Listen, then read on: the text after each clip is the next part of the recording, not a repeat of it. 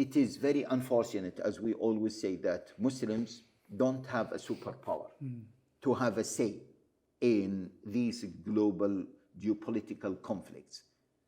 And that's why whatever we do is not that,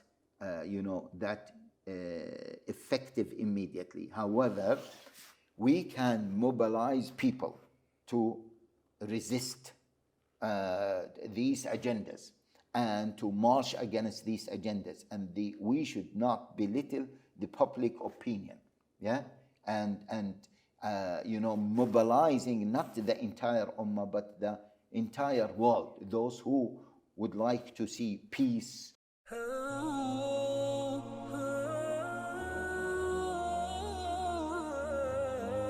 Sheikh, another question is that recently, and perhaps in the foreseeable future, the UK government and the US government has launched strikes on the people of Yemen for their support of the Palestinian people. So two things. Number one is, what is your opinion and comment on this?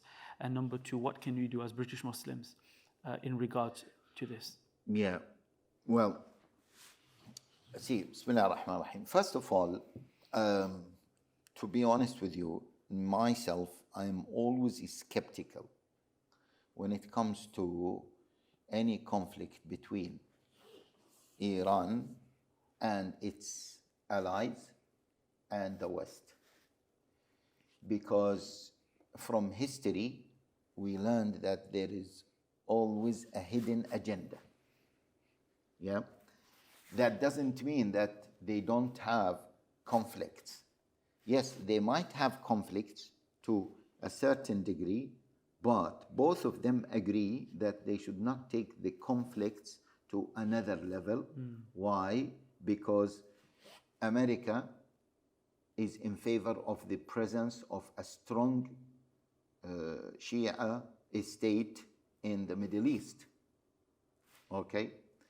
And why? Because the presence of a strong Shia state in the Middle East will challenge the Sunni Muslims and might weaken Sunni Muslims, Sunni Muslim states such as Turkey, Saudi Arabia, Egypt. And it will create disunity within the Muslim Ummah and will also weaken Sunni Islam. And Sunni Islam, it is very unfortunate, it is the main threat for the Islamophobic Western governments or Islamophobic America, because America has two sides, one side or one face that is Islamophobic and one face that is not Islamophobic. The people of America, many of them are not Islamophobic. Same thing with Britain. Yeah, so we have to be careful and we have to be just. Allah Jalla ala commanded us to maintain justice. So anyway, so I am always skeptical of the relationship between Iran as a Shia state and the West. And I always think, is there any hidden agenda even behind their conflicts? Okay, I don't want to be naive. I'm not confirming that this is for showing off. I'm not confirming that, but I have to be very skeptical. Okay, this is one thing, and history has proven that. Now, the second thing, if there was no agenda, no hidden agenda, and it was these were true strikes, okay, this is very dangerous, extremely dangerous, because this will widen the scale of the war. And when, see, the war, if it is not contained quickly, yeah, and justly, it will lead to another war. And the other war will lead to another war until it becomes a global war. Unless the United States and the UK, they are interested to see another world war. If they are interested in this, I don't know about that. Again, these are deep geopolitical issues that maybe lay people like ourselves, even if you read, if you follow, there are some geopolitical things that we are unaware of. And the superpowers, normally, they have their own long-term agendas, and they might get into wars because the wars will serve their own interests. So, but it is really very dangerous because Russia is watching that, China is watching that, and they might interfere. Let alone, of course, everyone was speaking about the oil prices will go up, and once oil prices will go up, everything will going up. The prices of everything will go up, and the world is already suffering from a recession or post-recession after the pandemic, and so and after the Russia-Ukraine war. So there are a number of geopolitical things that can lead to a global war, a world war, or that can lead to a global recession. So it is really dangerous from this perspective. From this perspective and anything that is connected to that perspective.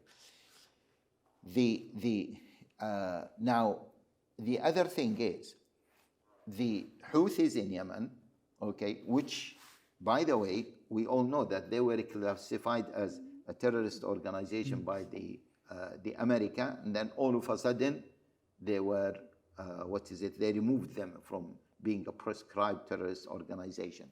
Okay, so that's what leads us to think of the agenda. Yeah, always suspect that there is an agenda between both. The issue is the Houthis. They said that we are not targeting any ship. Yeah, and we want the ships movement in the Red Sea to be free, except for the ships that support aggression against Gaza. Yeah? So now, does that justify these strikes? Yeah? Now, this is a dangerous precedent, and this shows the whole world that America and Britain, they are not interested in the true freedom of of transportation, etc. Their main interest is the support of the Zionist state of Israel. This is their own interest. Otherwise, they could have resolved the matter very quickly by saying, yes, Israel should stop. They have destroyed most of Gaza. They have killed this number of people. The injured and the killed people and the missing people exceeded 100,000. And even yesterday I was listening to a commentator. He said this is the worst war humanity has ever come across. He said even the Second World War was not like this because it was a global war, not a small area to keep to be bombed continuously, and the amount of bombs that been dropped on it, they are equal to 3 nuclear bombs. This has never happened in history. So America could have stopped the war easily in order to stop the escalation of the war. But it seems that America is interested in seeing a global war. America and the UK. I don't know, I cannot confirm that, but this can be seen. So anyway, it is very unfortunate, as we always say, that Muslims don't have a superpower to have a say in these global geopolitical conflicts. And that's why whatever we do is not that, effective immediately. However, we can mobilize people to resist these agendas. and to march against these agendas. And we should not belittle the public opinion, yeah, and mobilizing not the entire ummah but the entire world, those who would like to see peace prevailing in the world, those who want to live without being forced to go against their own interests, those who want to protect their own, their own interests themselves, people who want to live independently, people who want to have their own freedom. So these people should also object the war, and they should resist the hidden agendas of the war. Yeah. جزاكم الله خير شيخ.